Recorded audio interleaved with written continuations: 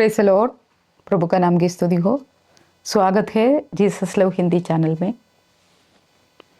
हम बाइबल के आत्मिक प्राणियों के बारे में सीख रहे हैं, लेकिन आज हम सीखेंगे बाइबल की कहानी में शैतान और दुष्ट आत्माओं के बारे में।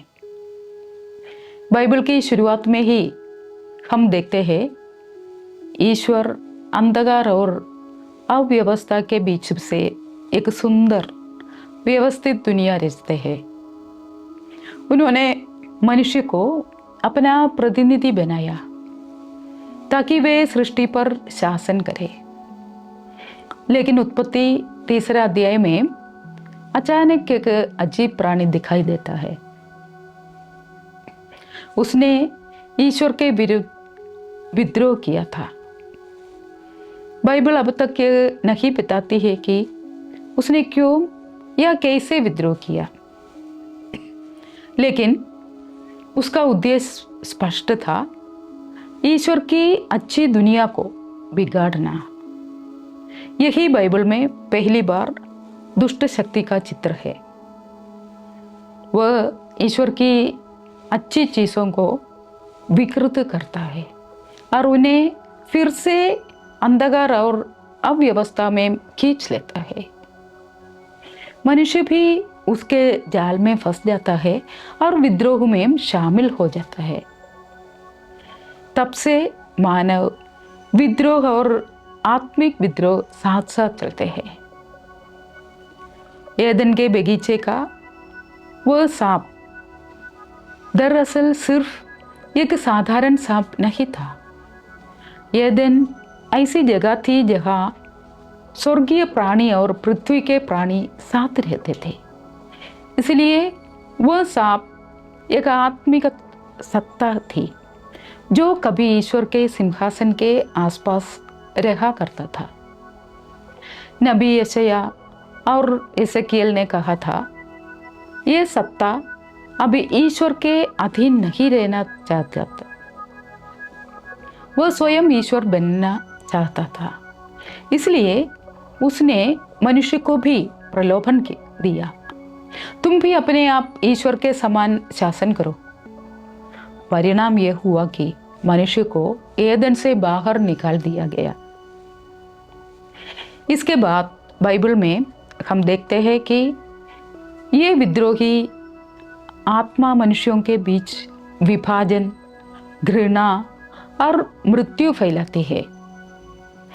कभी उसे सांप कहा जाता है, कभी समुद्र का राक्षस, कभी मृत्यु का राजा। उसे प्रलोभक, दुष्ट और निंदक भी कहा जाता है। शैतान दरअसल कोई नाम नहीं है, बल्कि एक उपाधि है। हिब्रू में हा सातान का अर्थ है विरोधी। वह किसी अच्छे कार्य के लिए नहीं, बल्कि हर चीज के खिलाफ काम करता है। उसका काम है झूठ के माध्यम से मनुष्यों को फिर से अंधकार में ले जाना। लेकिन शैतान अकेला नहीं था। बाइबल में और भी विद्रोह की बातें मिलती है। ईश्वर की स्वर्गीय सेना के कुछ सन्स ऑफ गॉड ने विद्रोह किया था। उत्पत्ति 6 में लिखा है, उन्होंने मनुष्यों की बेटियों के साथ संबंध बनाए और नेफिलिम नामक एक प्रकार के दैत्य योद्धाओं को जन्म दिया। प्राचीन राजा स्वयं को आधा मनुष्य और आधा देवता बताते हैं। लेकिन बाइबल ने कहा वे विद्रोही थे, दुष्ट शक्तियों के दास थे। उनकी हिंसा ने ईश्वर की सुंदर दुनिया की अराजकता से भर दिया। फिर आता है निम्रोद। उसके नाम का अर्थ ही है विद्रोही। उसने बाबेल नगर बनाया, जहां लोग अपने आप को ईश्वर के समान ऊंचा करना चाहते थे।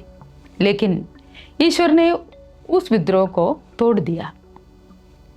मूसा ने बाद में कहा, उसी समय से राष्ट्र विद्रोही देवताओं की पूजा करने लगे थे। बाइबल उन विद्रोही देवताओं को दानव कहती है। दानव केवल राज्यों या सत्ता के भीतर ही काम नहीं करते, वे व्यक्तिगत जीवन में भी सक्रिय रहते हैं। वे मनुष्य के लोभ, स्वार्थ और कमजोरी का उपयोग करते हैं। कोई भी चीज़ जो ईश्वर की अच्छी सृष्टि को फिर से अंधकार, अव्यवस्था और मृत्यु की ओर ले जाती है, वही आत्मिक दुष्टता का काम है। इसलिए जब यीशु पृथ्वी पर आए तो उन्होंने कहा उनका असली शत्रु मनुष्य नहीं है। उन्होंने देखा सारी पीड़ा, कष्ट और मृत्यु वास्तव में दुष्ट शक्तियों का परिणाम है। लेकिन यीशु जानते थे यही अंत नहीं है। बुराई और मृत्यु को जीतने का केवल एक ही मार्ग है, अपने आप को बलिदान करना और क्रूस के माध्यम से मृत्यु पर विजय पाकर उन्होंने एक नई मानवता का मार्ग खोल दिया, जहां हम ईश्वर के साथ राज्य कर सकते हैं। आज हमने सीखा बाइबल की कहानी में शैतान और दुष्ट आत्माओं के बारे में। ये शिक्षा हमें याद दिलाती है कि ईश्वर के मार्ग पर बने रहने के लिए हमें हमेशा सतर्क रहना चाहिए और उनकी शक्ति पर निर्भर रहना चाहिए। यदि ये वीडियो आपको अच्छा लगे तो इसे लाइक करें, मित्रों के साथ साझा करें और हमारे जीसस लव हिंदी चैनल को सब्सक्राइब करना ना भूलें। परमेश्वर आप सबको आशीष दे। प्रभु का नाम की स्तुति हो। Thank you.